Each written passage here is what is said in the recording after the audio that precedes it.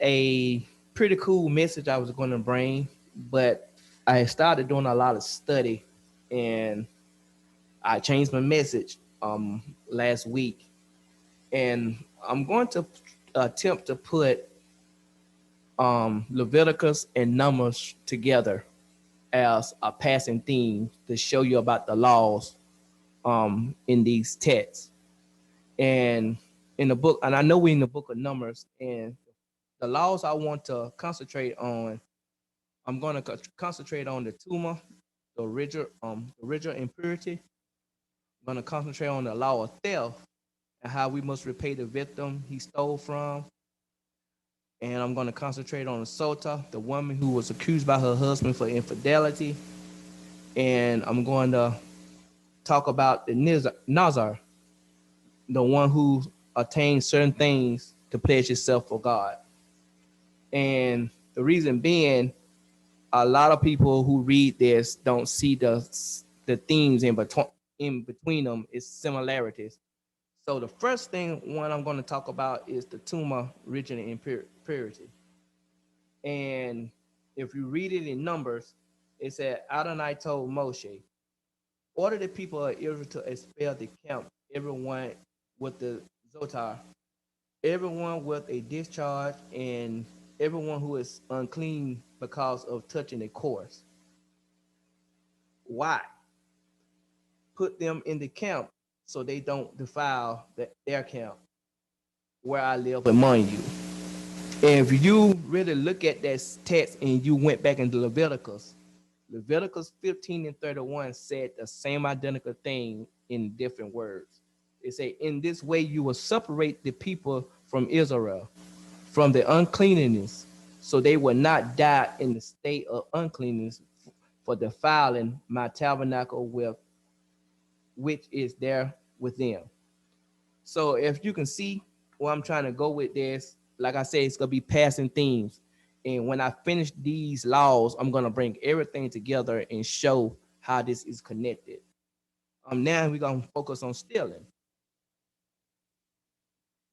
In Numbers, it said he must confess the sin which he has committed, and he must make full restitution for the guilt, adding 20% and give it to the victim of his sins. I'm glad I am still because that's a lot of money. But if a person has no relative to whom the restitution can be paid for the guilt, then what is given in restitution for the guilt will belong to Adonai, that is to the Kohen, in addition to the ram of atonement through which atonement is made for him. Now, again, like I said, it's passing themes when I'm gonna put everything together. You go to Leviticus, back into Leviticus. It say was anything about which he has stolen falsely is restored in full plus an additional 1/5. He must return it to the person who owns it on the day he presents his guilt offering. He is to bring his guilt offering to Adonai, a ram without the tet from the flock, or equivalent according to your appraisal to the Kohen. It is a guilt offering. As you can see, a passing theme. So we're gonna deal with the sota, the adulterous woman. Number says, tell the people of Israel if a man's wife goes astray and is unfaithful to him. Now, this is a new law. It's not nowhere in Leviticus talking about a sota woman, but it's in the Hebrew word, they have a word called may, and it's used in Leviticus a lot. But Leviticus, that word in Leviticus says they use it if anyone acts improperly and in qualified sins in regarding to the holy things of Adonai, he is to bring his guilt offering. For Adonai, a ram without the flesh from the flock, or equivalent silver shekels, if I'm pronouncing the word right, according to your appraisal of its value and a guilt offering. So The Sota woman, she's a adulterous woman. But if you really look at it, if Israel did God the same way, wouldn't it be the same? Just a question. But if you go now, we're gonna go to the last but not least, the Zohar, those Nazar, and this is again another new law. It's not talking in Leviticus, but we're gonna look at two laws very closely. And the first law is said he is the law said Nazar abides by. He is to attain from wine and other intoxicating liquor. He is not to drink vinegar from either source. He is not to drink grape juice, or he is not to eat grapes or raisin. Throughout the period for which he has concentrated himself to Adonai, he is not to approach a corpse, or he is not to make himself unclean for his father's, mother, brothers, sisters when they die. And this is a concentration to God to Adonai on his own head. Now we move into Leviticus, and we're gonna get ready to tie it in. Leviticus said, "Do not drink any wine or other intoxicating liquor. Neither you nor your son with your son when you enter the tents of meetings, so that you will not die." And Leviticus would not die. And it go on in Leviticus 21:11 said, "Go in where any dead body is to make himself unclean, even where his father or mother dies." And this is the priest right here. So if you really look at it, Nazar and the priest are two peoples in the Torah who cannot deal with their moms and dads. They're the only two people, if we really look at it. So now I'm getting ready to tie this in together. So you ask how this tie in? Well, it ties in. We think putting all this together with through the last example, you think more deeply about Nazar and interesting comparison with the priests of Leviticus. On one, and once we understand that, we will understand the whole thing. So who's Nazar? Nazar is us. If you really look at it, just us being normal people. So why would a Nazar do?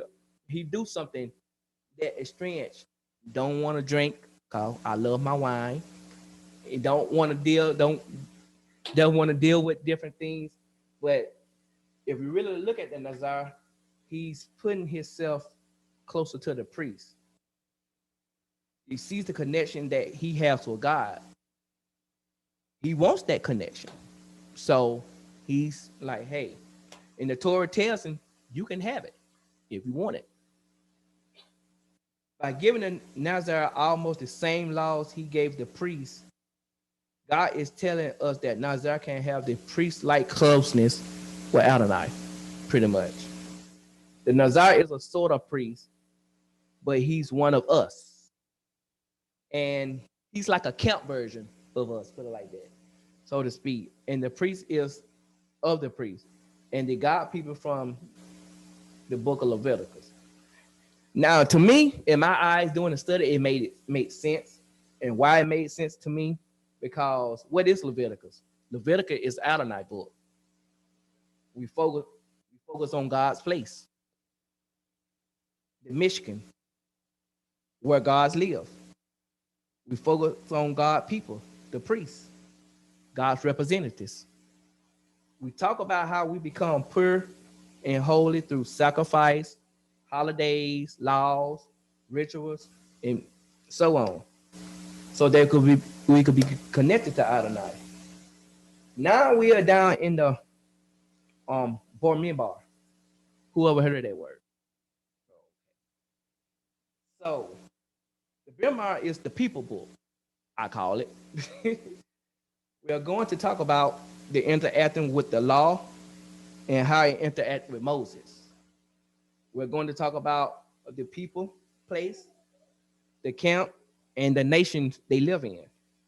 And how do the book of people seize laws? So the Nazar in Nazar is a people version of the priest in Leviticus.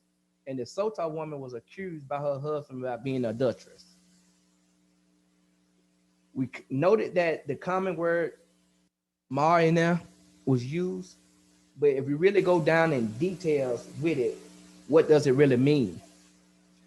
That word deals something with designated with God, and a human decided to use it for his own needs. For example, everybody got a broom, they sweep. So if I dedicated my broom to the Michigan, and then I decide to sweep my own floor with it, and when I do that, the Torah says I'm blurring the lines between me and Adonai. So once you get that to Adonai, it's, you know, you can't be doing anything with it.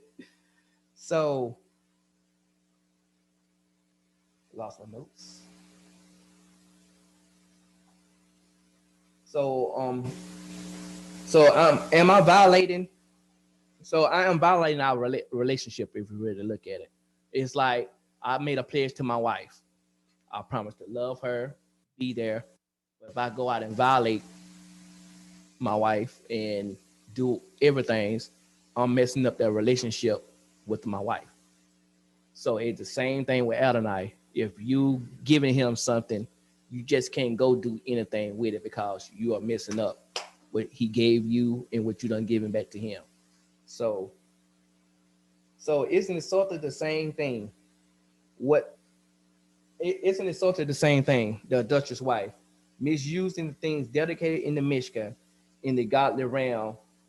Infidelity is the human relationship realm.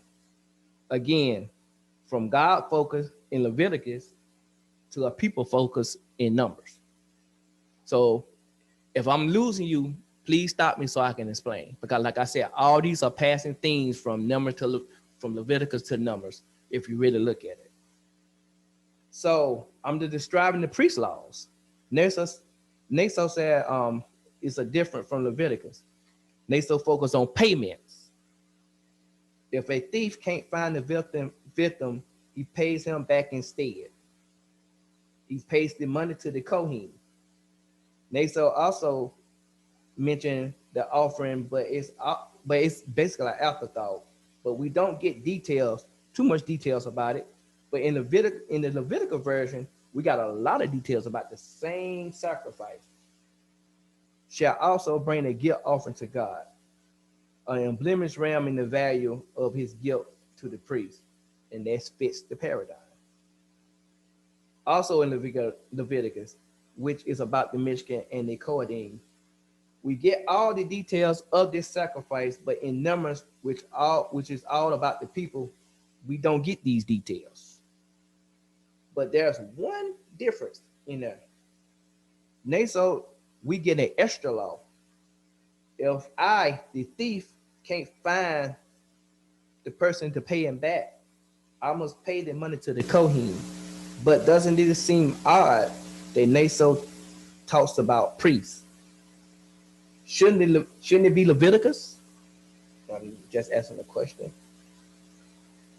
After all, the priests of good representatives, and furthermore, Naso added an additional law about the priests, has nothing to do with the theft at all. Adonai tell Moses, all gifts among sacrifice, donations of the Israelites shall be the priest. This is so odd to me. But Adonai just say, by the way, while I'm on the topic of the priest, you should also have support for the priest. This seemed completely different, but when we expect in number, doesn't it?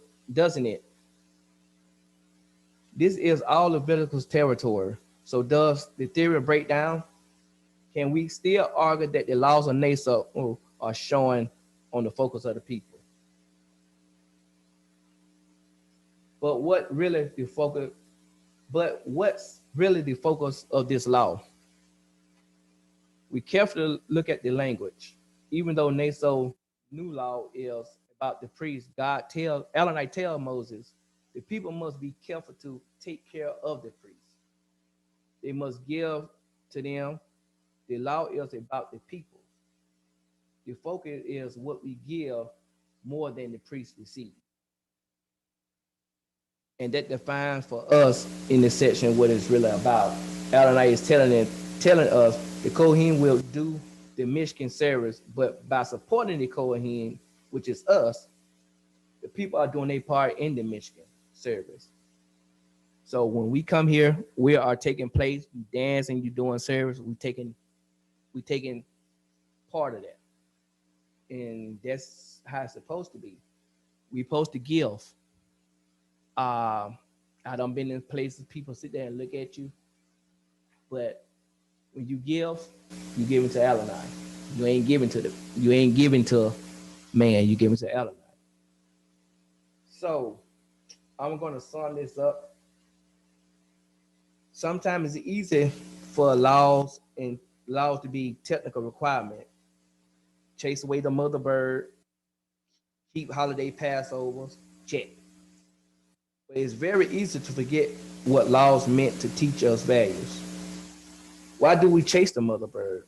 Why do we teach Passover about how to live our lives all day? If a law is practical expression of values, the value can be seen in multiple ways. In so we can get to see exactly that through the people lens of the law and previously shown in the God lens of the law in multiple realms. Like here, God seems to be Adonai seems to be giving us a clue for how to tease out those godly values and how to incorporate them in our aspect lives. So to sum this up, the priest and the Nazar are basically the same. The Nazar is us, but he's like the priest for the people. Then you have the Kohen, who's the priest in Leviticus. Both have same laws, but more Leviticus have more stringent laws because some of the Sotas laws are, I mean, yeah, NASO laws are more less than that. I guess I'm pronouncing it right. But I hope somebody got something out of this. It's a lot of passing themes in Torah if you just read and stuff. So I changed my message because I thought this would be interesting to show you how the passing themes go. But I hope somebody got something out of it. So we talked about the tumor original impurity. We talked about the Satan. We talked about the thief, and we talked about Nazar. So I hope somebody got out something out of it. Shalom.